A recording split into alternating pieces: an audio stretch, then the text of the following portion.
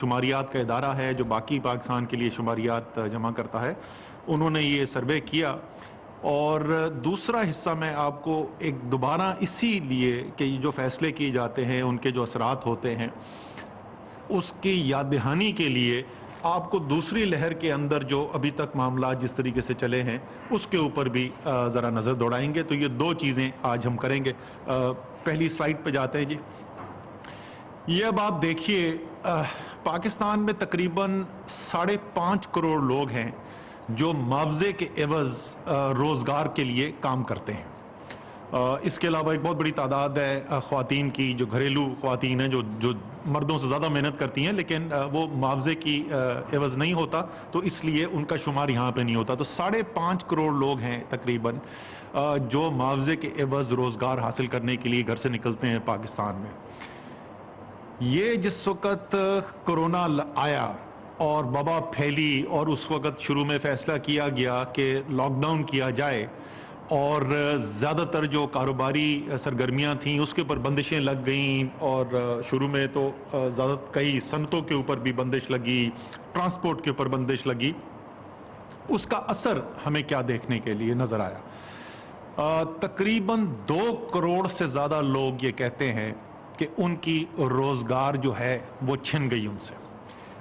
ये जो period cover हो रहा है इसमें अप्रैल से जुलाई है, लेकिन ये उसका पीक है कि उस अरसे के अंदर, और ज़ाहिर है कि अप्रैल के अंदर सबसे ज़्यादा बंदिशें थी, तो ये अप्रैल की आपको सूरत हाल की आगाही है।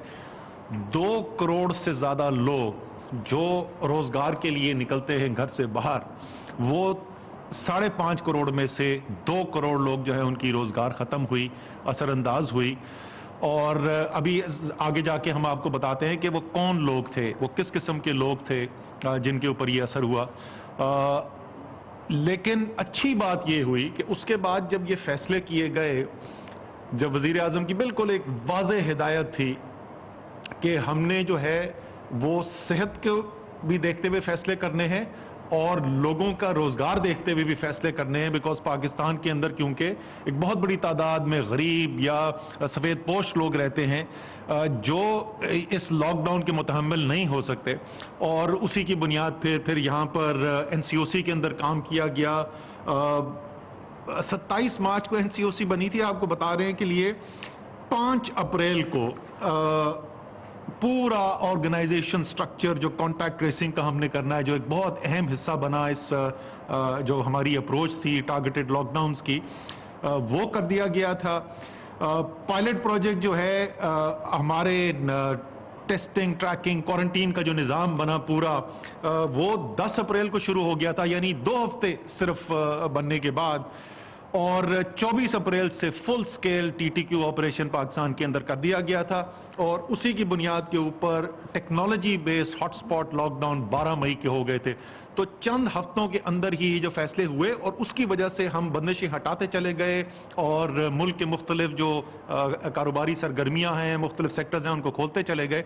उसका नतीजा आप यहाँ पर देख रहे हैं, इस जिसको इकोनॉमिक्स की इस्तिलाह के अंदर वी शेप्ड रिकवरी कहते हैं। ये अब लोग गवाही दे रहे हैं कि वाकई में वो वी शेप्ड रिकवरी हुई, और तकरीबन तमाम लोग जो है वो अक्टूबर तक वापस आ चुके थे रोजगार में। और उसके बाद हमें पता है कि नवंबर के महीने के अंदर, दिसंबर के महीने के अंदर कंस्ट्रक्शन की भी एक्टिविटीज़ में तेज़ी से इजाफा हुआ है।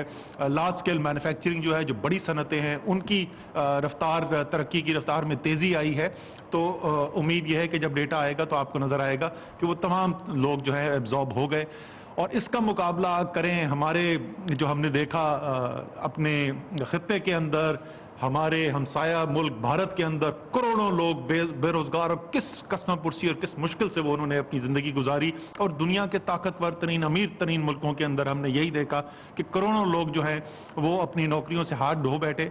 और इसीलिए लॉरेंस समर्स जो हैं, उन्होंने, लैरी समर्स जो बराक ओबामा के चीफ इकोनॉमिक एडवाइज़र होते थे, उन्होंने कहा कि अगर अमेरिका जो है वो पाकिस्तान की तरह कोरोना की वबा के साथ मुकाबला करने में कामयाब होता तो अमेरिका के 10 खरब रुपए के नुकसान से बच सकता था। आगे हम चलते हैं जी। इससे ये कौन लोग थे? 2 करोड़ लोग थे कौन? क्या ये वो लोग थे जो मुतहम्मिल हो सकते थे इस मुश्किल वक्त में गुजरने के? तकरीबन इसमें से 29% लोग तो दिहाड़ीदार लोग थे, جو نوکری کرتے ہیں لیکن نوکری ان کی ایسی ہوتی ہے کہ اس دن وہ کام پر آتے ہیں تو ان کو پیسہ ملتا ہے. اس کے علاوہ جو خود کام کرتے ہیں, کوئی ٹھیلا لگاتا ہے, کسی کی چھوٹے سا کھوکا ہے, ایسے لوگ جو زراعت کے باہر جو خود کام کرتے ہیں اور یا غربت میں غریب لوگوں میں شمار ہوتا ہے, یہ متوسط طبقے کے اندر تقریباً 30% وہ تھے. یعنی 2/3 سے زیادہ تو یہ وہ لوگ بنے جو دہاڑی دار لوگ ہیں, جو اس دن اگر ان کا کاروبار نہیں ہو تو ان کو کچھ مل نہیں سکتا. اور یہی وجہ تھی, یہی ہم اور وزیر اعظم بار بار جس بات کو دہراتے تھے کہ ہم اس بات کے متحمل نہیں ہو سکتے تھے کہ ہم مکمل طور پر اس بات کو نظر انداز کر کے سب کچھ بند کر دیں. اور بار بار جو لاک ڈاؤن کی ہمارے پاس صدائیں آتی تھی کہ ہمیں کرنا چاہیے, وہ لوگ تھے جو سب سے کم متحمل ہو سکتے ہیں اس مشکل کے لیے, اور کتنی بڑی مشکل سے وہ دوچار ہوئے, اور اس کا اثر کیا ہوا وہ ہم آپ کو آگے دکھاتے ہیں. آگے آ جائیے. اچھا, یہ ہیں وہ کون سے سیکٹرز تھے جہاں پر یہ لوگ ہوا. تو مکمل اگر 100 لوگ جو ہیں, جو 2 کروڑ لوگ ہوئے تھے, اس کو اگر میں کہوں کہ 100 لوگ تھے, تو اس میں سے یہ کون سے سیکٹرز تھے جہاں سے لوگوں کے روزگار میں نقصان ہوا اور ان کی روزگار بند ہوا. اس میں تقریباً 1/4 جو ہیں وہ صنعت سے تعلق رکھتے تھے, اور کوئی 5واں حصہ جو ہے یعنی 20% جو ہے وہ کنسٹرکشن کے ساتھ منسلک تھے. تو اگر ان دونوں کو میں جوڑ دوں تو تقریباً یہ 46% بنتا ہے, یعنی تقریباً آپ سمجھ لیں نصف, ہر 2 میں سے 1 جو ہے, یعنی تقریباً 1 کروڑ لوگ جو ہیں وہ ان 2 سیکٹر سے تعلق رکھتے تھے. اور اسی لیے اگر آپ کو یاد ہو, جب ہم فیصلے کر رہے تھے سب سے پہلے ہم نے جو 2 سیکٹر کھولے وہ صنعتیں تھیں اور وہ یہ کنسٹرکشن کا سیکٹر تھا. اور سب سے زیادہ جہاں پہ لوگوں کو مشکل نظر آ رہی تھی ہمیں, سب سے پہلے ہم نے ان سیکٹرز کو کھولا, اور اسی لیے وہ آپ کو نظر آیا کہ دوبارہ سے بحال ہوا ان کا روزگار. آگے چلیں جی. یہ تو وہ تھے کہ جو اگر 2 کروڑ لوگ میں سے کتنے فیصد کس سیکٹر سے تھے.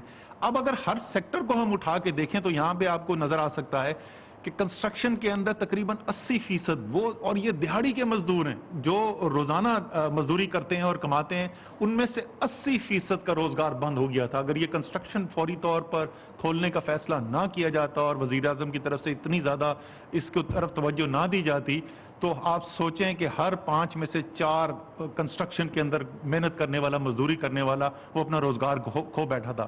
اسی طریقے سے صنعتوں کے اندر 72% لوگ تھے جن کا روزگار کھو گیا تھا, یعنی ہر 4 میں سے 3 جو ہیں وہ بے روزگار ہو گئے. اسی طریقے سے ٹرانسپورٹ کا نظام, مجھے یاد ہے اسی کمرے کے اندر بیٹھ کے ہماری بڑی صوبوں سے اس کے اوپر بھی بحث ہوئی جب ہم ٹرانسپورٹ کھول رہے تھے, تو اس کے اوپر بہت اعتراض کیا جا رہا تھا. 67% لوگ جو ٹرانسپورٹ کے اندر ملازمت کرتے ہیں, یعنی ہر 3 میں سے 2 ان کی ملازمت ختم ہو گئی تھی. یہ وہ سیکٹرز تھے اور اسی لیے ان کو کھولنا ضروری تھا, اور ان کو تکلیف سے بچانے کے لیے. آگے چلے جی. اب یہ جو ہے شاید سب سے اہم چیز ہے کہ اس کو اگر آپ دیکھیں کہ اثر ان پہ پھر ہوا کیا. جب ان کی روزگار بند ہوا تو اس پہ ان کی زندگی کے اندر کیا اثر پڑا. 54% لوگ کہتے ہیں کہ انہوں نے کھانے پینے کی اشیاء کے علاوہ جو دوسری چیزیں ہیں ان کی خریداری کم کر دی. یہ تو منطقی ہے اور یہ لوگ سمجھتے بھی ہوں گے, لیکن اگلی 2-3 چیزیں دیکھیں جی. 50% لوگ یہ کہتے ہیں, یعنی ہر 2 میں سے 1 شخص یہ کہہ رہا ہے کہ یا اس نے نسبتاً سستی چیز کھانے کی خریدنی شروع کر دی, اور یا اس نے کم خریدنا شروع کر دیا. اس کے کھانے پینے کی اشیاء جو استعمال کرے تھے وہ کمی اس میں کر لی. یہ اس چند ہفتوں کی بات ہے. اور اگر آپ کو یاد ہو, یہ وہ عرصہ ہے جس وقت لوگ جو ہیں مخیر حضرات جو ہیں وہ جا رہے تھے علاقوں کے اندر, اور وہ کوشش کر رہے تھے کہ وہاں پہ کھانے پینے کا سامان پہنچایا جا سکے. اور اس صورتحال کے اندر گاڑیوں کے اوپر لوگ کس طریقے سے جمع ہو جاتے تھے وہ آپ کو یہاں پر نظر آ رہا ہے. لوگ خود گواہی دے رہے ہیں کہ کس طریقے سے ان کے اوپر کتنی سختی ان کو جھیلنی پڑی. پھر ایک اور چیز آپ میں سے چند لوگوں کو شاید یاد ہو, میں بار بار جب ان فیصلوں کی بات کرتا تھا تو میں یہ کہتا تھا کہ یہ جو کہتے ہیں کہ بھوک سے مرتا کوئی نہیں ہے پاکستان میں, تو وہ شاید بھوک سے تو نہیں مر رہا, لیکن وہ اپنا گزارا کرنے کے لیے اپنی ساری زندگی کی جمع پونجی استعمال کر رہا ہے. وہ اگر اپنی بیٹی کے جہیز کے لیے پیسے بچا رہا تھا تو اب وہ اس پیسے کو بچانے کے بجائے، اس جہیز کے پیسے کو بچانے کے بجائے وہ اب زندگی اپنے سروائیو کرنے کے لیے، گزارا کرنے کے لیے اس کو استعمال کرنا پڑ رہا ہے. اگر وہ کسی چھوٹا کاروبار لگانا تھا، کوئی ٹھیلا اس نے لگانا تھا یا چھوٹا کھوکا کھولنا تھا، وہ اس کے لیے پیسے بچا رہا تھا. اس کو اس وقت یہ پیسے جو ہیں اگر اس کا روزگار بند ہو گیا اس کو استعمال کرنے پڑیں گے. اور یہاں پہ آپ کو وہی نظر آ رہا ہے کہ 47% لوگ ہیں ان میں سے جنہوں نے یہ کہا کہ ان کو اپنی جمع پونجی جو ہے وہ یا استعمال کرنی پڑی یا چھوٹا موٹا ان کے پاس اگر کوئی اثاثہ تھا، کوئی موٹر سائیکل تھی، کوئی اور چیز چھوٹی تھی تو اس کو ان کو بیچنا پڑ گیا. 30% لوگوں نے اپنے رشتہ داروں اور دوستوں سے قرضہ لے کر گزارا کیا. یہ آپ کو بتاتا ہے کہ کتنی تکلیف کے اندر یہ لوگ تھے، اور اگر بر وقت فیصلے نہ کیے جاتے تو ان کے ساتھ کتنی آگے مشکلات میں اضافہ ہو سکتا تھا. اور میرے خیال میں یہ خوش قسمتی تھی پاکستان کی کہ پاکستان کے وزیر اعظم نے پہلے دن سے، جس دن پہلی ہماری میٹنگ ہوئی اس دن سے انہوں نے ہمیں کہا کہ بالکل جس وقت ساری دنیا میں کوئی بات ہی نہیں کرتا تھا، صرف ساری دنیا میں بات یہ ہوتی تھی کہ کس طریقے سے ہم نے سارا لاک ڈاؤن کر دینا ہے، کس طریقے سے سارے ہیلتھ کے نظام کی طرف توجہ دینی ہے. انہوں نے کہا کہ نہیں، آپ کی ذمہ داری ایک نہیں 2 چیزیں ہیں. آپ نے لوگوں کی جان کی بھی حفاظت کے لیے کام کرنا ہے اور آپ نے لوگوں کے روزگار بحال کرنے کے لیے بھی کام کرنا ہے. اور اسی لیے پورا جیسے میں نے بتایا فوری طور پہ کس طریقے سے فیصلے کیے گئے، کس طریقے سے پورا نظام بنایا گیا. اور الحمدللہ اس کا نتیجہ یہ نکلا کہ چاہے وہ ورلڈ ہیلتھ آرگنائزیشن ہو، وہ ورلڈ اکنامک فورم ہو، چاہے وہ بل گیٹس ہوں، چاہے وہ یونائٹڈ نیشنز جنرل اسمبلی کے صدر ہوں، تمام لوگوں نے، دنیا نے تعریف کی پاکستان کی، اور پاکستان کی قوم نے پورا مل کے جس طریقے سے پھر اس وبا کے پھیلاؤ کو روکنے کے لیے ذمہ داری سے اپنے فیصلے کیے، اس کا نتیجہ بھی ہمیں دیکھنے کو ملا. اب دوسرے حصے کی طرف چلتے ہیں. میں دوبارہ، کیونکہ کچھ لوگ وہ جیسے وبا کے ساتھ زندگی گزارتے ہوئے لوگوں کو عادت ہو گئی ہے تو اب لوگ بھولنا شروع ہو گئے ہیں، اور کچھ ایسی دماغ میں آتا جا رہا ہے کہ ہم جو مرضی کریں اس سے فرق کوئی نہیں پڑتا. آج کل اگر آپ دیکھیں اس وقت برطانیہ، امریکہ، ایسے ملکوں کے اندر کیا ہو رہا ہے، وہاں پر جتنی آج کیسز ہو رہے ہیں، جتنے آج ہم بات ہو رہے ہیں، وہ پورے 2020 میں کسی وقت میں نہیں ہوئے. جو پہلی لہر تھی اس سے کہیں زیادہ اس وقت ہم بات ہو رہی ہیں ان ممالک کے اندر. تو یہ دکھاتا ہے کہ جب آپ صحیح فیصلے نہ کر سکیں اور صحیح طریقے سے قابو نہ پا سکیں، کس طریقے سے یہ وبا واپس آ کر آپ کو نقصان پہنچا سکتی ہے. تو اب ذرا آگے چلیں. میں آپ کو دکھانا چاہتا ہوں کہ جب دوسری وبا پھیلنی شروع ہوئی، ہم نے اکتوبر کے شروع میں پہلی دفعہ یہ وارننگ دینی شروع کی تھی کہ دوسری لہر آ سکتی ہے، اور جس طریقے سے ہمیں نظر آ رہا تھا کہ لوگوں نے احتیاطی تدابیر کم کرنی شروع کر دی ہیں، اس کے نتیجہ کیا آ سکتا ہے. اور نومبر کے آخری ہفتے میں جب بہت زیادہ ہمیں تیزی ہوتی ہوئی نظر آئی تو ہم نے یہ فیصلہ کیا کہ ہم جو سب سے زیادہ ہمارا تجزیہ بتا رہا تھا کہ وہ جو ایریاز، جو سیکٹرز، وہ ایکٹیویٹیز جن کی وجہ سے سب سے زیادہ وبا میں پھیلاؤ میں مدد ہو رہی ہے، یعنی ریسٹورانٹ انڈور جو ہیں، کلوز ڈور ریسٹورانٹ جو تھے، شادیاں اندر بند شادیاں جو ہیں وہ، اور تعلیم کا نظام جو کیونکہ 5 کروڑ بچوں سے زیادہ اس کے اندر منسلک ہے. ہم ان 3 چیزوں کے اس وقت فیصلے کیے. یہ آخری ہفتہ ہے نومبر کا جس وقت ہم یہ فیصلہ کرتے ہیں. جب وبا کا سیکونس کیا ہوتا ہے جی، سب سے پہلے آپ کو کورونا لگے گا، جیسے میں اس سے گزرا ہوں پچھلے مہینے. ان میں سے چند لوگ جو ہیں ان کی صحت خراب ہوگی اور وہ ہسپتال جائیں گے. ہسپتال جو پائیں گے ان میں سے چند کی صحت زیادہ خراب ہوگی اور وہ آکسیجن کے اوپر یا الٹیمیٹلی وینٹیلیٹر کے اوپر چلے جائیں گے. اور بدقسمتی سے چند ان میں سے جو ہوں گے وہ پھر اللہ تعالیٰ کو پیارے ہو جائیں گے اور وہ واپس صحتیاب نہیں ہو سکیں گے. تو یہ سیکونس ہوتا ہے، پہلے وبا لگتی ہے، پھر ہسپتال، پھر آکسیجن، اور پھر اس کے بعد اموات. اب آپ یہ دیکھیے ہسپتالوں میں روزانہ پاکستان میں، تمام پاکستان میں، اور آپ کو پتا ہے یہ بھی ایک بڑا مربوط نظام پہلی دفعہ پاکستان کے اندر ایمرجنسی میں ہم نے بنایا تھا. 700 سے زیادہ ہسپتال منسلک ہیں اس کے اندر پورے پاکستان میں، اور سارا دن اس کا روزانہ ڈیٹا اپڈیٹ ہوتا ہے.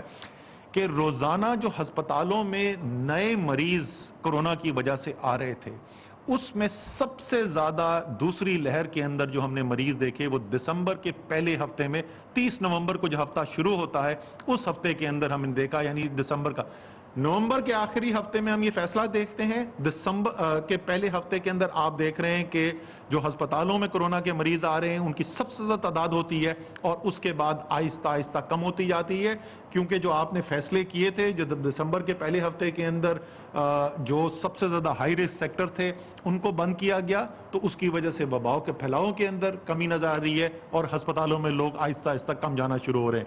اگلے اس کے اوپر آئیے جی۔ اس کے بعد جیسے میں نے کہا کہ جب ہسپتال میں جاتے ہیں اس میں سے چند لوگ جو ہیں وہ ان کی صحت زیادہ خراب ہوتی ہے اور ان کو آکسیجن پہ ڈالنا پڑتا ہے اور الٹیمیٹلی ان کو شاید وینٹیلیٹر پہ بھی جانے کی ضرورت پڑتی ہے۔ تو دسمبر کے پہلے ہفتے میں ہسپتالوں میں جو مریض آ رہے تھے ان کی تعداد پیک کی اور کم ہونا شروع ہو گئی۔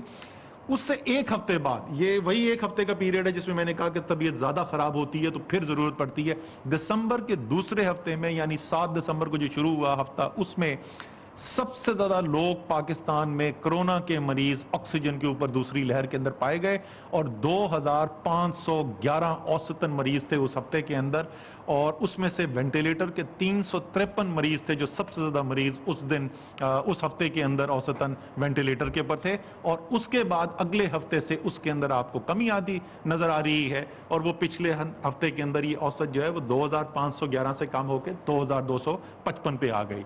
اس سے آگے چلتے ہیں جی، اور یہ ہے اموات۔ دوسری لہر کے اندر دوبارہ میں دہراؤں گا، نومبر کے آخری ہفتے میں ہم فیصلے کرتے ہیں بندشوں کے، دسمبر کے پہلے ہفتے میں آپ دیکھ رہے ہیں کہ مریضوں کی جو آمد ہے ہسپتال میں کورونا کی وجہ سے وہ پیک کرتی ہے اور اس کے بعد اس میں کمی آنی شروع ہو جاتی ہے، دوسرے ہفتے میں آکسیجن پیک کرتی ہے پھر اس میں کمی آنی شروع کرتی ہے، اور تیسرے ہفتے کے اندر آپ دیکھتے ہیں کہ آپ کی جو اموات ہو رہی ہیں کورونا کی وجہ سے وہ پیک کرتی ہیں اور اس کے بعد اس کے اندر آپ کو کمی آنی شروع ہو جاتی ہے۔ اس سے واضح صاف نظر آ رہا ہے کہ جو فیصلے کیے جاتے ہیں، جو لوگوں کا رویہ ہوتا ہے، براہ راست اس کے نتیجے کے اندر پھر ہمیں اثرات نظر آتے ہیں۔ اس لیے میں آپ سے تمام لوگوں سے اپیل کروں گا کہ آگے بھی احتیاط جاری رکھیں۔ آپ کو پتہ ہے کہ حکومت جو ہے وہ ویکسین حاصل کرنے کے لیے تیزی سے فیصلے کر رہی ہے۔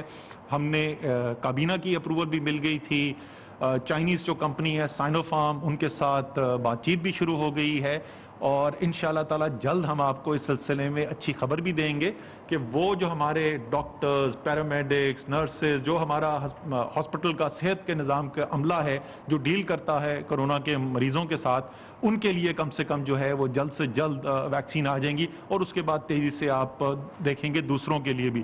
لیکن یہ سب کچھ ہونے میں ٹائم لگے گا، اور یہی وجہ ہے کہ آج بھی یورپ ہو یا امریکہ ہو وہاں پہ بے تحاشا بندشیں لگی ہوئی ہیں، جن کے پاس اربوں ڈالر ہیں ویکسینز خریدنے کے لیے، وہ بھی ابھی تک احتیاط کر رہے ہیں اور اس کی باوجود مشکلات میں ہیں۔ تو آپ سب سے یہ اپیل ہے کہ تھوڑا سا اور عرصہ رہ گیا ہے، اللہ تعالیٰ نے بہت کرم کیا ہے، حکومت نے بر وقت اچھے فیصلے کیے ہیں، عوام نے مدد کی ہے، میڈیا نے ایک بہت بڑا کردار ادا کیا ہے اس پیغام کو عوام تک پہنچانے کے لیے۔ یہ اللہ تعالیٰ کے فضل سے جو کامیابی حاصل ہوئی ہے اور بہتری ہم نے دیکھی ہے، اس کے اوپر اب ہم نے آخری وقت میں یہ نہیں ہونا چاہیے کہ ہم بے احتیاطی شروع کر دیں اور ہم خدا نہ خواستہ جیسے دوسرے چند ممالک ہیں جہاں پہ ہم نے تیزی سے وبا کا دوسرا، کچھ ملکوں میں تیسری لہر بھی ہم نے دیکھی ہے، ہمیں اس سے بچنا ہے۔ اللہ تعالیٰ آپ سب کا حامی و ناصر ہو۔ بہت بہت شکریہ۔ وفاقی وزیر اسد عمر اسلام آباد میں میڈیا سے گفتگو کر رہے تھے، میڈیا بریفنگ دے رہے تھے، اور انہوں نے کہا کہ 2 کروڑ سے زائد لوگوں نے کورونا میں روزگار کے ختم ہونے کی شکایت کی ہے، جس کو